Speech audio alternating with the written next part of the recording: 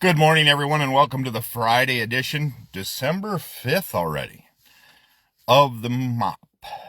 Yeah, I just have to sometimes reflect back. I saw a thing on Facebook yesterday, so that's where the title, Time to Take. You got to take some time and reflect on things you have gone through, things you have succeeded at, things you have failed at, and the lessons learned. Saw a thing yesterday on Facebook about the bowling alley. Not a local bowling alley, just the bowling alley. And it brought me back to times when I was younger, young teen, young guy, just going into being an adult, basically hanging out and bowling and traveling with some of the greatest guys I know. Some of the best mentors that were around. Bud Bruss, Tom Bruss, Terry Hoos, Mike Pratt, Dick Laird. Great bowlers, great friends, and it was just a lot of fun. Hanging out, traveling to Grand Rapids to be their bowl against Lielto, some great guys out of Grand Rapids. Heading to McGregor to bowl against Don Rich, who was probably one of the best bowlers that I ever faced in those realms. He was a great bowler. And still bowling to this day from what I saw in articles. But a great bowler. But a great guy as well. And all of those guys were there to cheer me on or try to push me to another level.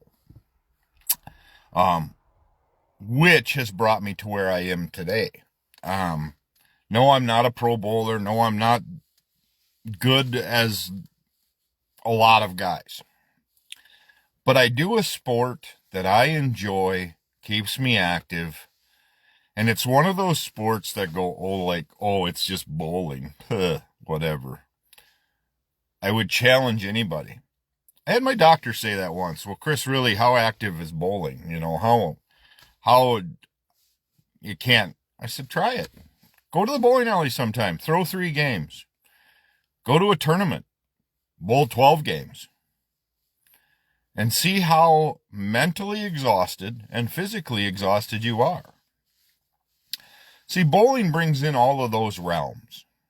For me, it's challenges my mind all the time because, like last night, I went 225, 233, and then I struggled the first 4 frames of the third game thinking I'm going to have a pretty decent series. But then you have to start moving. My second game, I had a rough couple frames, and I made the adjustment and ran the next 6. And so if you just say, it's just bowling, I challenge you to try it. Challenge you to try to throw an average 200 for 3 games or for a season. That's where, like, when you say pro bowlers, why do they have athletic training? Why? E.J. Tackett, by far the number 1 bowler in the world right now. Belmo was. They're all. But when you're throwing 60 games in a week, I used to do that in college. It was stupid, quite honestly. And you wonder why their arms and things wear out and they need that's why they have physical trainers. But take the time to find an activity that challenges you. Whether it's archery, whether it's pickleball, I don't care. Find an activity that gets you away from the standard way of what you're doing. Like I said last night, I got tired, because it's dark now early, so I feel my body wants to shut off. And my wife says, yes, you're turning into an old man. She's probably accurate. I am. I hate cold weather. My hand is always on fire. And yet it feels frozen most of the time. But it's normal skin temp. And then there's days that it feels like it's absolutely on fire, like somebody's holding a blowtorch to it, and the skin is cold. Just part of the stroke, part of what I lived through. But find an activity golf, pool, whatever it may be, dart, I don't care. Find an activity that will get you away from everyday life and just be able to go and enjoy it. You know, I only bowl, I don't bowl just for myself. I bowl to hang out with some great guys. And we're headed to Dickeyville on Sunday to bowl in a fundraising tournament. And I feel it's important for me to go to some of these and help raise funds for other people, because I hold a tournament every year, or the last 2 years, that have raised funds for Alzheimer's. So I will go to other tournaments, and we're going to go 5 of us down to Dickeyville this Sunday and see what we can do. We won it 2 years ago, and we'll see what we can do. Different set of guys this time, but that's also the fun part of it, is just getting together, meeting all the other people that you bowl against, and just having a good time. And the guy that's down there, Scott Wright, great guy. He's having a youth tournament on Saturday, and then we're bowling on Sunday. So Dickeyville will be busy. But I came across this sign, and this is where it comes back to what I was just talking about. It shows 4 people with their hands behind their backs being supportive about the last time. And they don't realize it's the last time to bowl. So together as a team. And that's why I mentioned the guys prior. The Tom Brusses, the Bud Brusses, those type of people in my life. Tom, I'm glad I can still call and say hi to him and his wife Sherry. They were a second set of parents to me as I was growing up. If you couldn't find me in Aiken, where I grew up, go to the bowling alley. Most likely I was there. And then as I got older, I was bowling 4 nights a week. That sport I picked up because of the camaraderie and everything of the get together. But it was this sign that showed that it was going to be their last night of bowling together.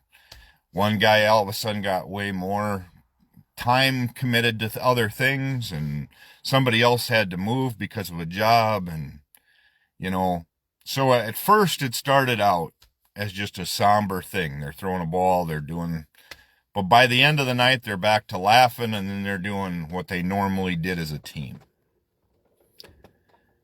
Until you get involved with activities like that, where you rely on others, where you rely on them for part of your get away from society, part of where you get away from your weekly job, you get away from all your weekly ups and downs. You go to the bowling alley, yes, there's ups and downs. There's no doubts about that. But you're there with a crew that you can laugh with, pick on, joke with. If there's not picking on or joking around, I don't think I could bowl on a league where there's not that. Last night, people were picking on me because I had a couple of very light hits that struck, which later on came back to haunt me. I had a couple of good pocket hits last night that's kind of hosed me over, but that's the part of bowling.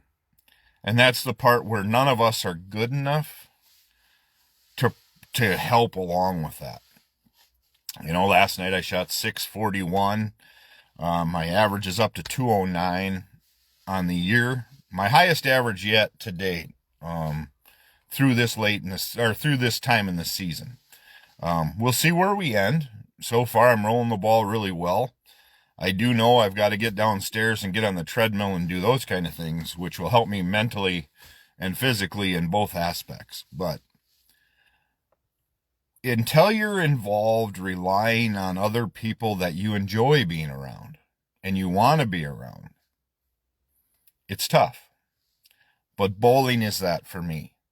So all I can ask is that you find an activity, playing cards, whatever it may be, that gets your mind in a different realm, where it's not just get up, go to work, go to bed. Get up, go to work, go to bed.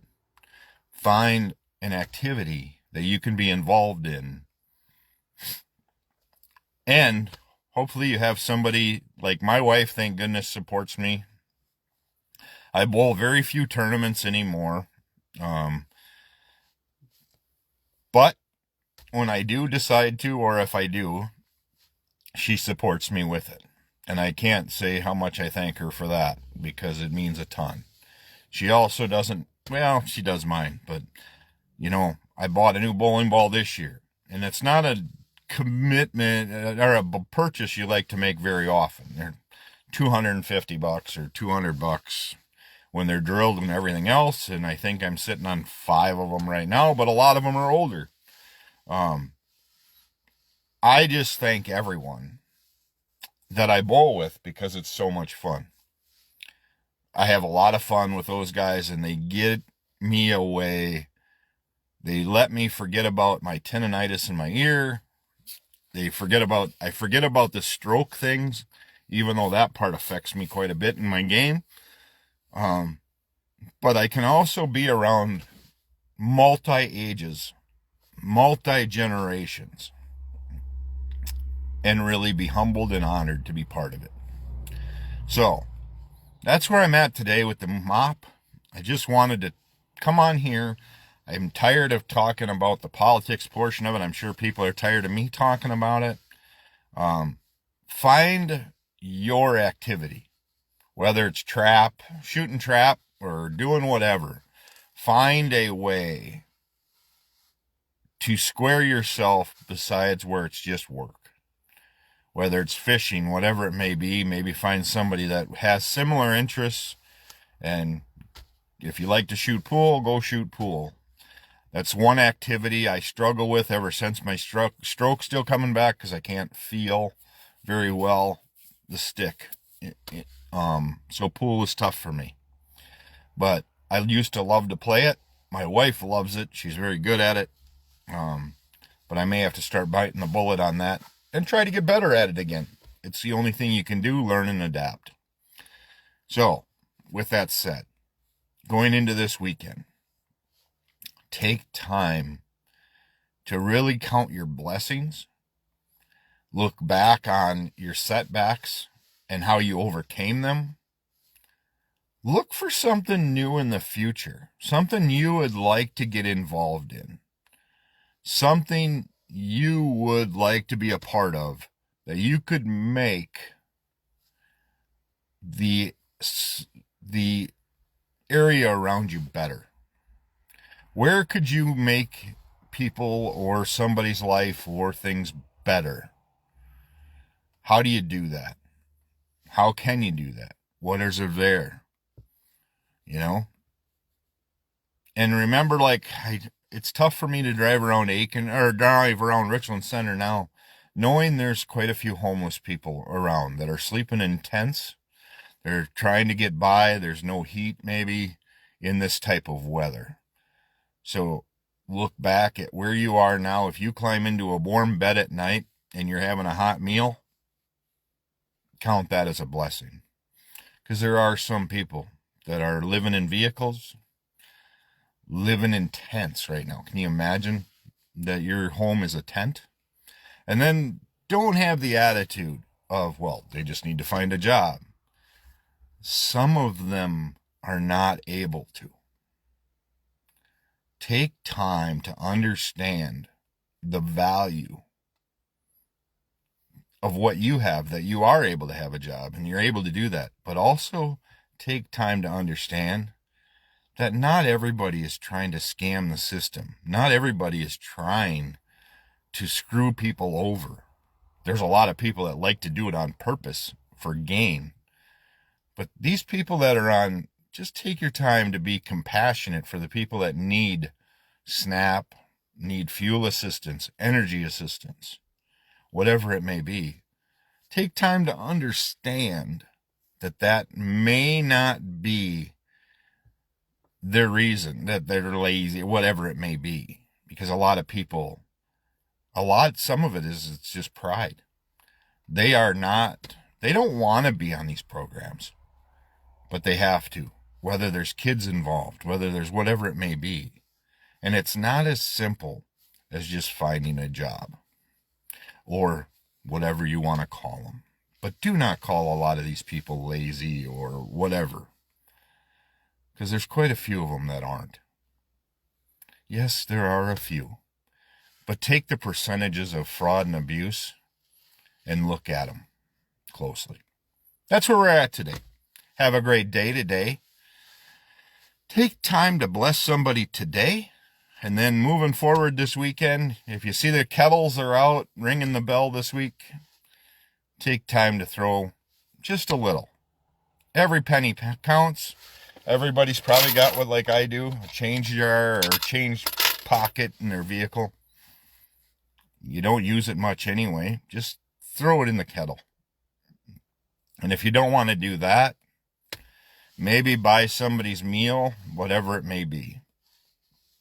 And the last thing I ask is if you have friends in your area, invite them to lunch one day just to reconnect, talk, and cherish that friendship. So with that said, have a great day. Have a great weekend. Looks like a little more snow moving in. Put a smile on the face. That's the hard one for me. My face always looks like I'm pissed off lately. And I'm not. I'm just trying to get by every day. So, have a great day. We'll talk Monday morning with another edition of The Mop. And like I said, take time to bless somebody today.